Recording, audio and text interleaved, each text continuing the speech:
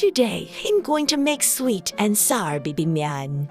First of all, the ingredients are 1 bag of bibimbap available at any Korean supermarkets.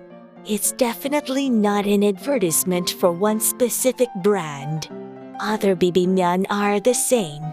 1 bag of bibimbap has 5 noodles and sauce. Please prepare a variety of vegetables and seasonals. First, boil 2.5 liters of water. Please trim the vegetables while boiling water. Second, put noodles and vegetables in boiling water and boil for 3 minutes. Third, rinse the noodles in cold water, drain the water completely, and mix with ramen powder.